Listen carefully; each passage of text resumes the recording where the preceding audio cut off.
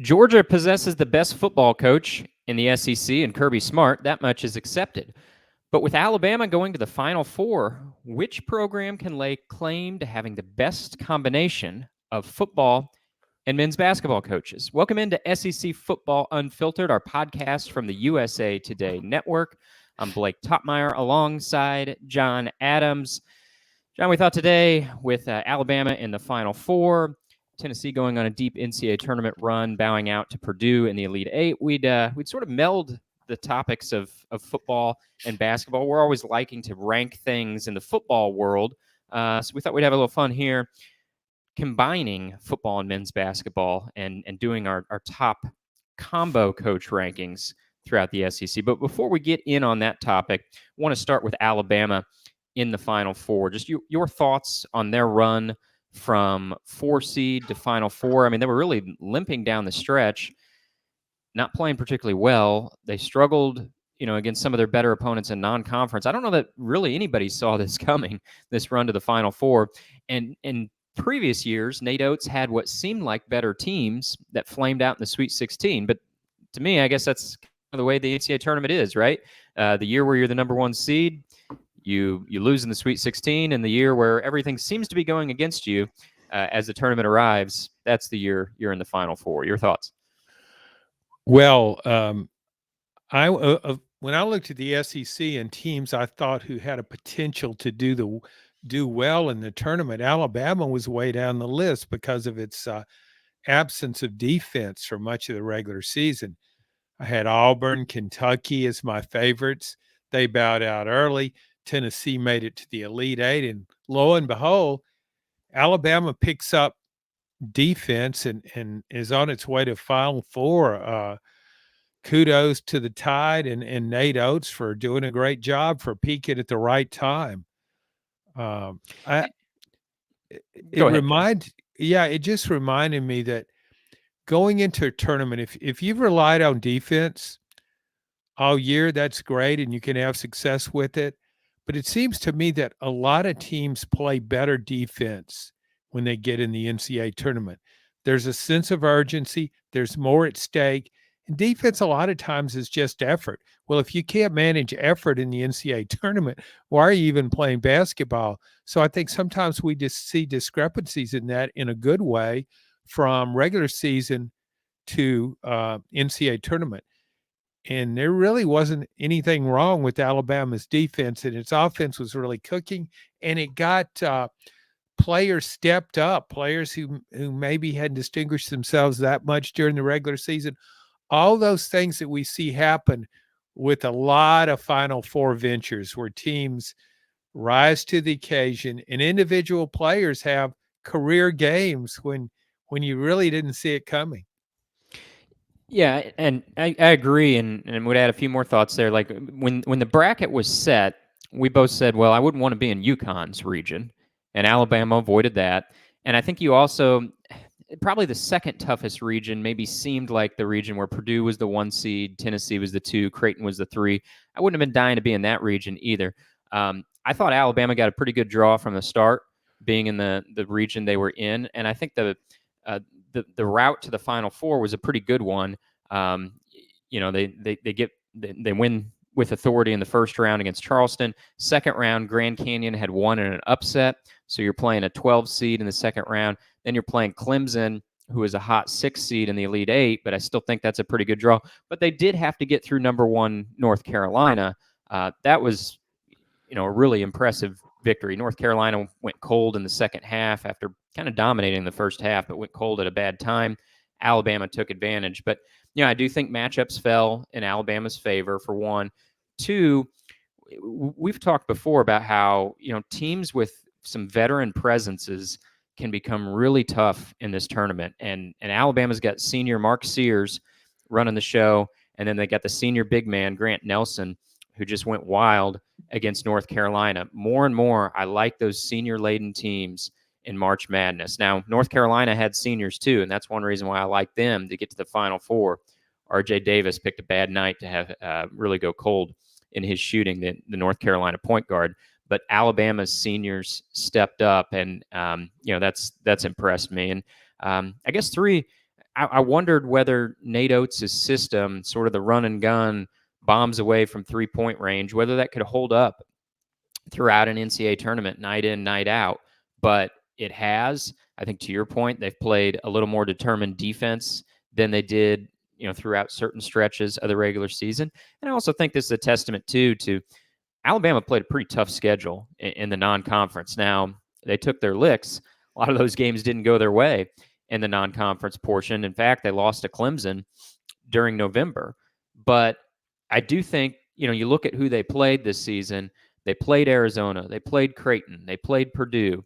They played Clemson. I mean, this was a brutal non-conference schedule. So I think their record was probably marred a little bit simply because they played one of the toughest schedules in the country, and you wonder if that's paying dividends here in March Madness. Yeah, it's really hard to tell about that. When you try and put together a Final Four team profile, it just really varies. It's hard to do. You don't know what it takes, but basically, it's guys elevating their game, and not just individuals, but an entire team just seems to play their roles better than they have at any other time. Uh, that Grant Nelson game against North Carolina, wow. I think that turned my head, and I've watched a lot of basketball the last 2 weeks. That performance was one of the most impressive I've seen.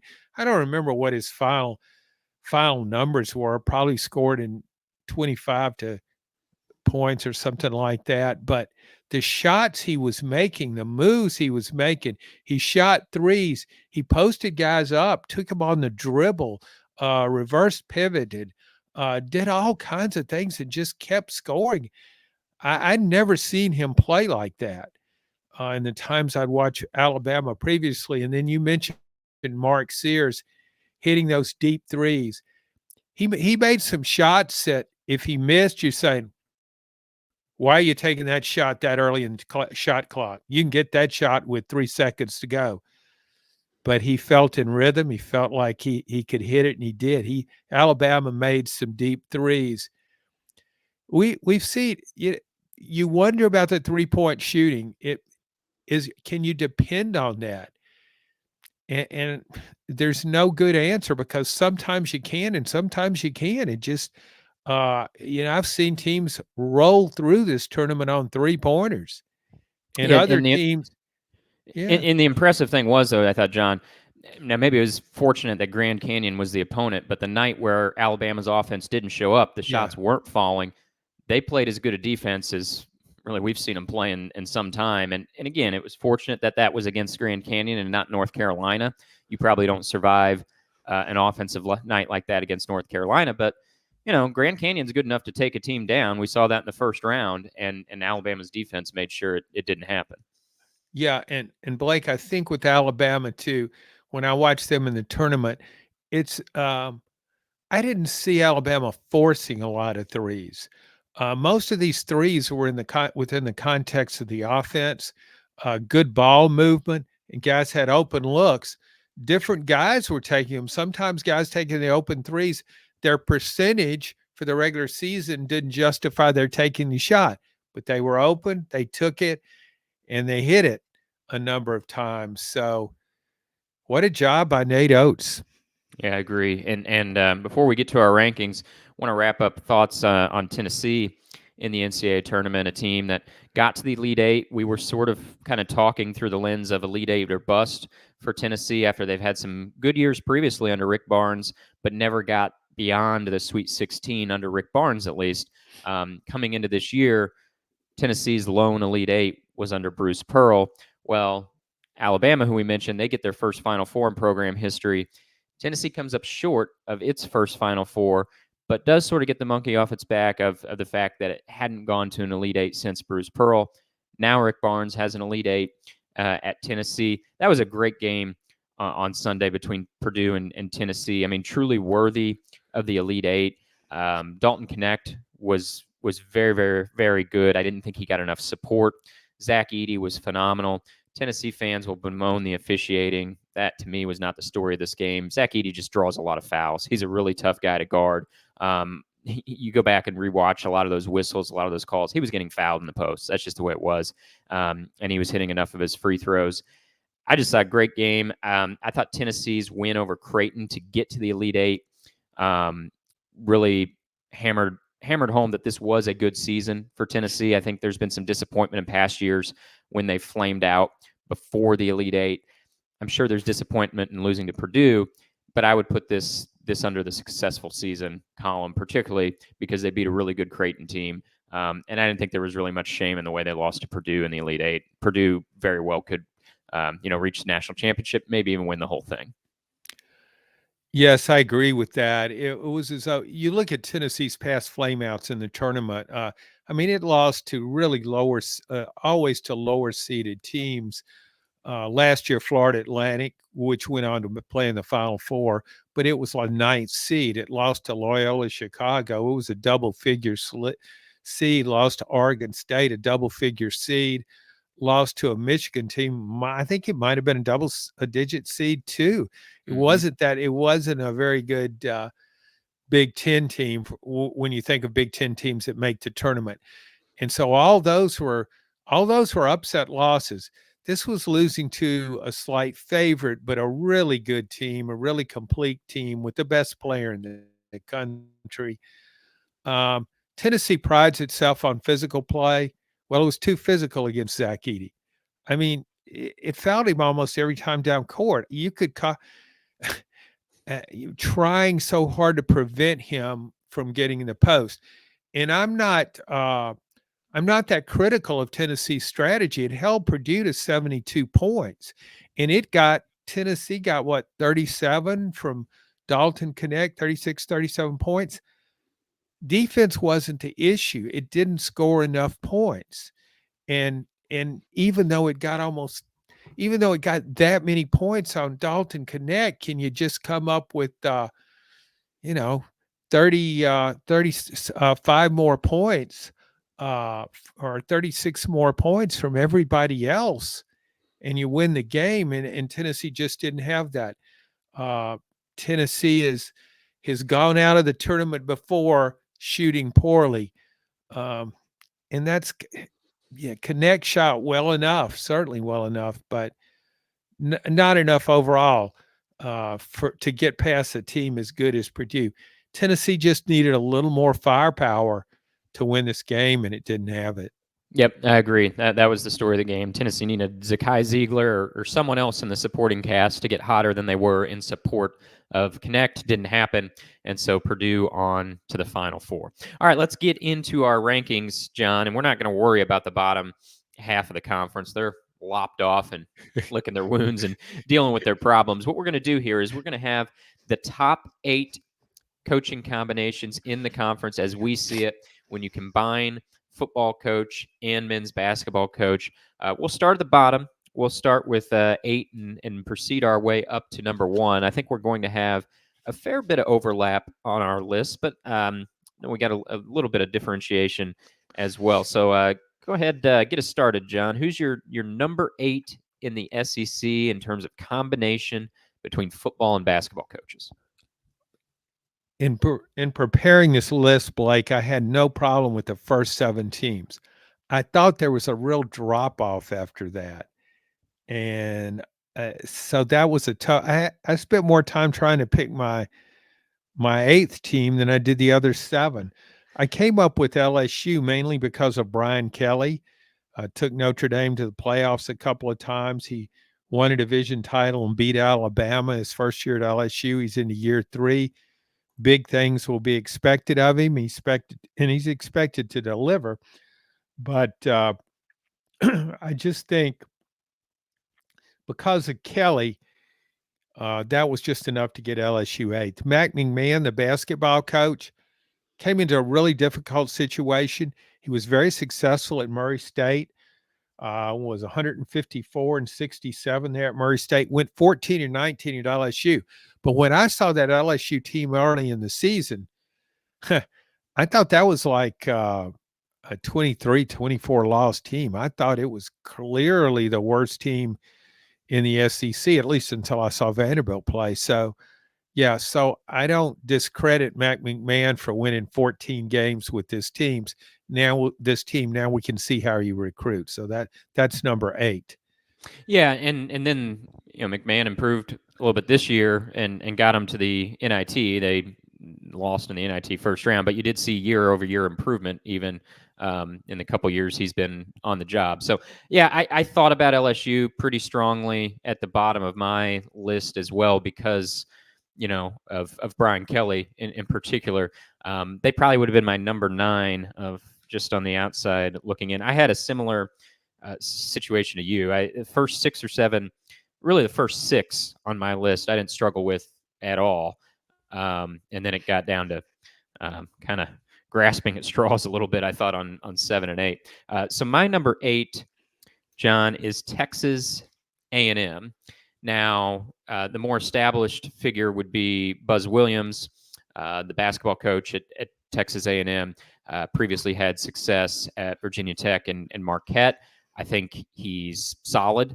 I don't think you're going to win a national championship necessarily with Buzz, but I think he's done a pretty good job. Got Texas A&M to the second round of the NCAA tournament this year. I think that's where A&M basketball would ideally like to be. You can go to the second round of the NCAA tournament every year. I think they would take that. The one that's maybe a little bit more of a risk is on the football side of things. You have Mike Elko, the new football coach, won 16 games in 2 years at Duke. That's pretty good stuff. Formerly was the defensive coordinator under Jimbo Fisher. Now, normally you wouldn't say working with Jimbo, given the way that tenure went, would be a good line on the resume. But the best times Jimbo had in College Station were when Elko was his defensive coordinator, and they hung their hat on defense during that time. So, yeah, I feel pretty good about this one with A&M and that number 8 spot of combination. Buzz Williams is reliable, and I think Mike Elko will be an improvement over what Jimbo Fisher was giving Texas A&M anyway. Yeah, and it's not insignificant that Elko won 16 games in 2 seasons at Duke. That's high water mark for Duke. You win 8 games, you go 8-4 there. He has a reputation. He had a really good reputation as a defensive coordinator and also as a recruiter. And he's familiar with Texas A&M, having worked there under Jimbo as a DC. So, I mean, I wasn't blown away by the hire, but comparatively, when I look at other schools in the SEC, I think A&M is pretty well stocked. And I thought the game, I've noticed this, Buzz Williams teams at A&M seem to get better as the season goes along. And that game against Houston, that looked like a Final Four game. I mean, that was a great game, and it barely lost that game. And I gave A&M a lot of credit for that. Players seem to like him. Players seem to play hard for him. He's kind of funny looking, jumping around on there with the vest. He's like on a pogo stick, but he's done a nice job there. So I can see that pick.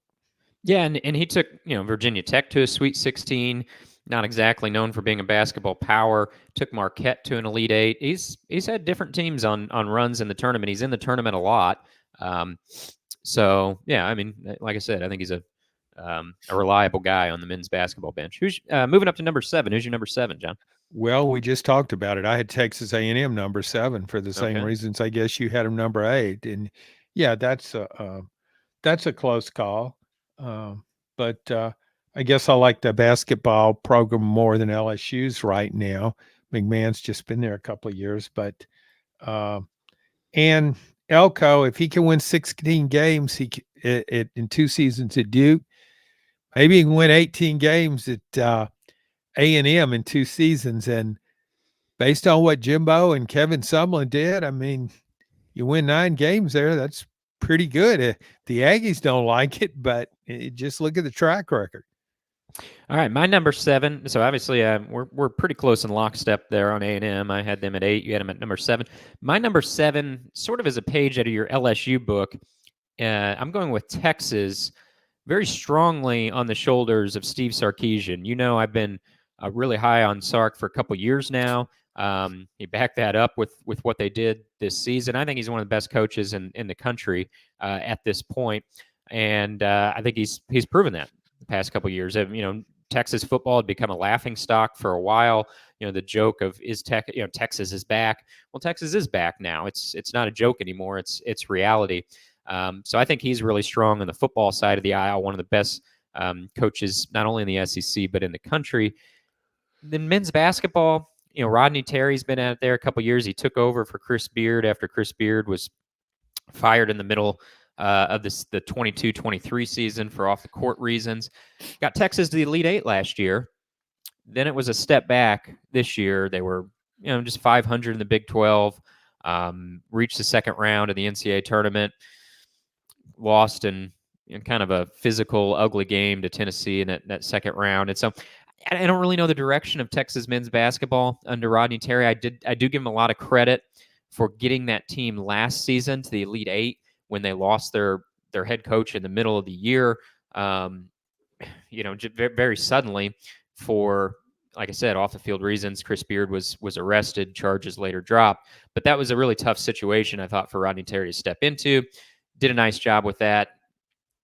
But I'm just sort of a little bit hesitant on the direction of the program. Don't know whether it's going up or down, but I like it enough paired with Sarkisian to have them as my number 7. Yeah, that makes sense. I guess I don't have as much confidence in Perry. I would like to see. I would like more of a track record. How's he going to recruit? Because you have a lot of resources, obviously, there in Texas. Sarkisian's been to the playoff. I'm probably not as high on him as you are, but I can't deny what he's accomplished. So yeah, that pick makes sense. I just didn't include Texas in my top 8, and that was mainly because of basketball. Yeah, I get it. Like I said, I think we got a similar thinking on LSU and Texas. The football coach is carrying the water there a little bit. All right, moving on to number 6. Who you got as your number 6 combination, John? I've got Auburn with Bruce Pearl as basketball coach and Hugh Freeze in his second year at wait, he just what is this? It is just his second year. Yeah, They it cycle is through just coaches so quickly. It kind of I all know, I blends never together. can keep up. Brian Harsin was there for a cup of coffee, and it's almost as though you can't. Can you call it the Brian Harsin era? I mean, was it long enough to constitute an era? That's a tough call to me. Yeah, he was here and he was gone because he Yeah. was fired so quick in that second season. He really didn't even get 2 seasons. He was fired on Halloween of year 2. That is not much of an era. That's kind of a short-lived disaster, I guess would be a better way to put it. Yeah, it was as though he came here on vacation and then just stayed a while and then finally went back home. Yeah, Bruce Pearl, I think if I were going to start, if I was the athletic director of the worst basketball program in the country, I would try to hire Bruce Pearl because I'm blown away by what he's done at Auburn. It's not just the success, wins and losses. It's what he's done promoting that program. Auburn has one of the best home court advantages in college basketball. That place is packed. It's rocking. Very tough place to win a game for an opponent. And then Hugh Freeze, he won it all. He's won everywhere he's been. So is Bruce Pearl. Hugh Freeze has won everywhere he's been, and I believe he'll win at Auburn. Thought he might have done a little better last year, but and he needs to get a quarterback, certainly. But so that was my thinking in having Auburn at 6. Who did you have there? We are in lockstep there, John. Okay. I have the same as you, Auburn at 6. I probably could have had him inside my top 5 if not for this first round loss to Yale in the NCAA tournament. That might have slowed my roll just a little bit on Bruce Pearl, but obviously he's had a very fine career. Took Auburn to the Final Four in 2019. Makes he made really a kind of an irrelevant program highly relevant, one of the SEC's best. Makes a lot of sense at Auburn. Hugh Freeze, we'll see how he does in the second tour of the SEC. I wonder about that, but you can't argue with his career, and he's got a great opening now with Nick Saban out at Alabama. Alabama in a state of transition. I think this could be a window of opportunity for Hugh. So I feel pretty good about them as my number 6 with 2 very proven guys in their roles. All right, into our top 5. Who's your number 5? I'm going with Kentucky, and it's kind of hard to evaluate Kentucky because of John Calipari. Great career. He's won over 800 games. He's won a national championship. He's won one at Kentucky, been to the Final Four a number of times. But the program is not trending in the right direction. And it's almost as though he's lost his passion. I just, he's got to make some changes, but I can't ignore the track record. And I think it's a matter of John Calipari deciding he wants to win badly enough to make changes that are necessary. And Kentucky could be back near the top. So I'll go with Calipari and Mark Stoops. Um, he's pretty consistent. I mean, if I was if I were AD anywhere in America, I don't know that I would hire him as my football coach, but he's now the dean of SEC football coaches. He's had a couple of 10-win seasons there. Kentucky is a place in football where you can really bottom out. I mean, you can go Joker Phillips on them. You could just have a dreadful, you could go. That's a place where you could go 3-9 real easy. But I like the way Mark Stoops has managed the program. Real cushy non-conference schedule. That helps him get to a bowl. It will be tougher now that the league's expanded, and he's not in the SEC East anymore. But until somebody else comes along and does better, I'd have to say he's done as well as anybody could for double-figure years at Kentucky.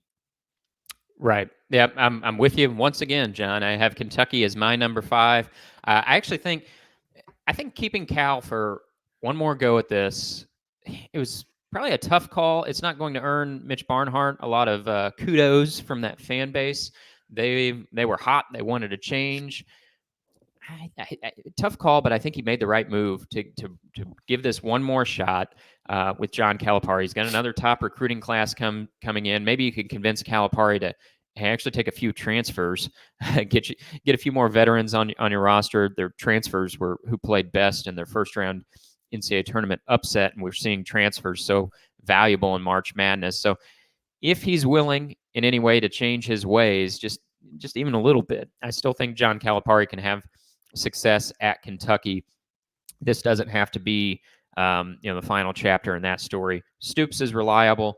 I think the expanded SEC is going to be tougher on him, but you made a great point. Kentucky's a place where you can have Joker Phillips type performances, and Mark Stoops has consistently avoided that, consistently got them to bowl games, and even had a couple 10-win seasons. And with Cal's resume, we could be victims of the moment here and say, well, he stinks. He's the worst coach of all time. No, that would be Big Blue Nation talking. I think still a good coach. He's got to figure some things out. He's got to be willing to adapt a little bit. Like I said, I think particularly with transfers, but I still think he's plenty good enough to get Kentucky into the top 5.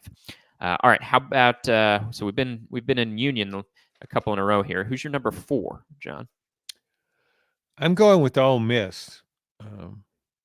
Chris Beard in basketball hasn't been there long, but he played for national championship at Texas Tech. He's got a really good track record. Was at Texas too. Very good track record as a coach. Off the field issues are the only reasons that Ole Miss got him. He'd still be at Texas otherwise, I'm sure. So to me, this is like Ole Miss overachieved with this hire. So you have Chris Beard in basketball. Lane Kiffin has taken Ole Miss higher than it's been since the days of Johnny Vaught, long before you were alive, back in the late 50s, early 60s. So this is high cotton for Ole Miss.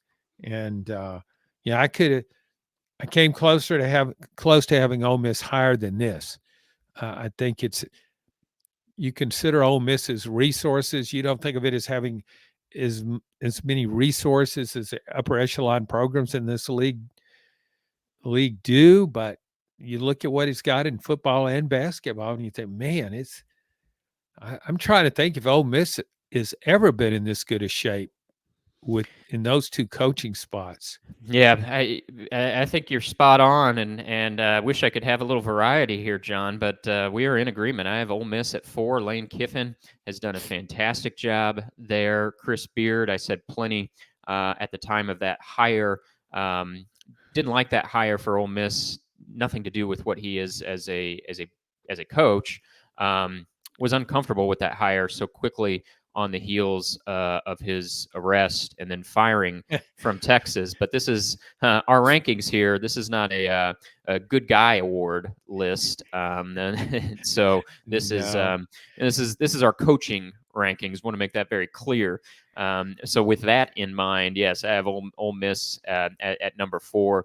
Chris Beard's been a successful coach. I think he made some waves in year 1 there. Didn't get them to the tournament, but made them more relevant in year 1. And Kiffin, he just keeps getting it done as the portal king on the football side. So, really with the strength of Kiffin carrying this one, Ole Miss very solidly at number 4. Well, based on your track record of factoring in morality, I'm kind of surprised you had Ole Miss up that high because of Chris Beard, not because of Lane Kiffin. I thought you might drop it down a lot, but as you said, this isn't a moral issue here. We're talking about coaching. That's right. So, yes, yeah. I wouldn't have hired Chris Beard then. I wouldn't hire him now. But he is hired. He is on the job, and so being that this is ranking, coaching combinations, have to take his success as a coach into account. All right, inside our top 3 now, John. Your number 3 is Tennessee. Rick Barnes, a future Hall of Fame coach, like John Calipari, has won over 800 games. You don't have too many rivalries, conference rivalries, where you got 2 coaches who've won more than 800 games in college basketball. That's impressive. Rick Barnes, his only problem has been the NCAA tournament. And this year he got to where he needed to get. As we mentioned, Elite 8, that's not underachieving. That's a good season for Tennessee. He won the SEC regular season championship. You can count on him for 20 wins and making the NCAA tournament. He's won wherever he's been, Providence, George Mason, Clemson, Texas, now Tennessee. Josh Heupel is not at that kind of level. He's only been a head coach now for a few years, 3 at Tennessee, 3 at UCF, but that's enough to say that he's certainly an upgrade for Tennessee.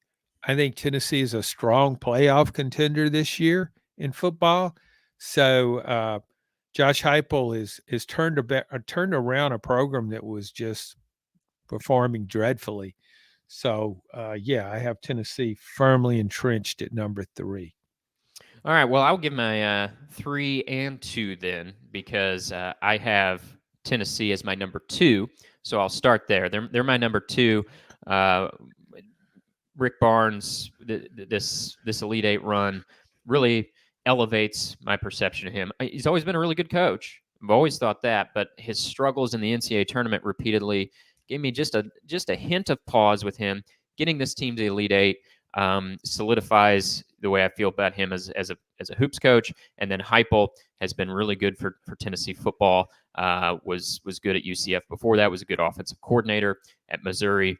Before that, his system works, and he's brought Tennessee out of the doldrums. So I got them all the way up at number 2, piggybacking off the Rick Barnes' Elite 8. My number 3 is Georgia, and I had a tough one with this, John, because Kirby Smart's the best coach in the conference in football. He's best coach in the country. Mike White, the basketball coach there at Georgia, he's pretty good.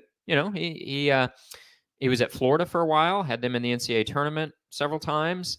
Didn't take them to any Billy Donovan type lengths, but Florida was relevant under him, and then Georgia plucked him away. And still early days for him, but that's a program where a lot of guys have gone and failed, and he's got Georgia to 20 wins this season. In his year 2 at Georgia, they went on a run in the NIT, and so I think he's good enough paired with Kirby Smart that I have them at my number 3. So Tennessee 2, Georgia's my 3, and I'll wait to reveal my number 1, but you can probably figure it out. So we'll move on to your number 2, which will probably give away your number 1. So why don't you go ahead and give me your number 2 and your number 1, John?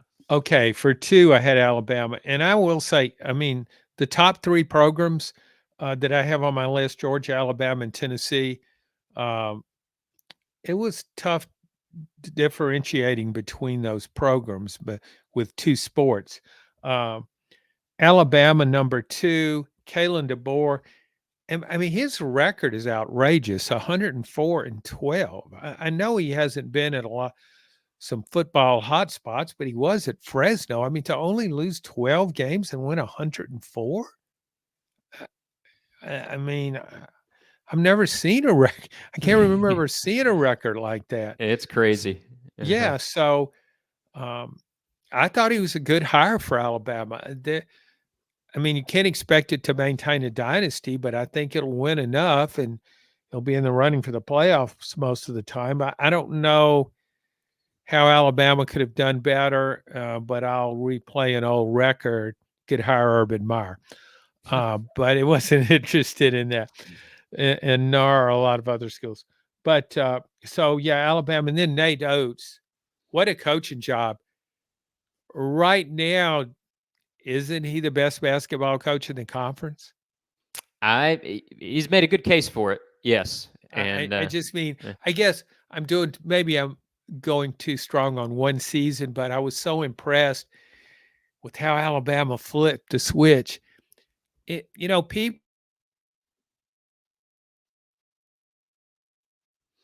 People say the NCAA tournament is kind of a crapshoot. So much luck's involved. But the setup going in. So to me, as a basketball coach, if you're at a good program, the idea, the goal is, okay, win enough games to get in the tournament, and then playing as well as you can, be peaking going into March. That to me should be the goal. And Alabama's certainly done that. Didn't have as much success as a lot of other teams in the conference overall during the regular season, but look at it now. And it's, of course, it's got to play UConn, but Nate Oates, I think he had brought in 8 new players. He proved he can just, he can just reinvent his team. Maybe he'll do that again. So yeah, and wasn't there speculation about him leaving Alabama, about the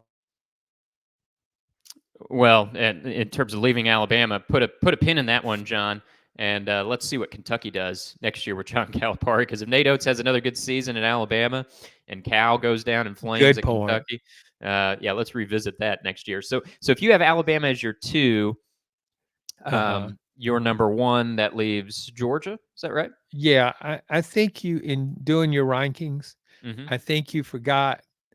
This is football country here, boy. You're not from here. You're not quite Southern enough. See, I almost thought you might beat me up for having him all the way up at number 3 on the backs of Kirby Smart, but you said no. Kirby's carried them all the way to the number 1 spot in your rankings. Okay, I didn't go heavily enough with football. I see what you're doing here, and you must think Mike White is good enough, I guess, at least on the basketball side of the. Yeah, definitely for Georgia basketball. Yeah, fair enough. Kidding? Yeah, I mean, if you've been to a game there at Stegman Coliseum, I haven't. I mean, just walk in the arena, look around, and then you would say, "Yeah, Mike White's plenty good enough for this job." Great point. I'm rethinking that. You might be right to have Georgia 1.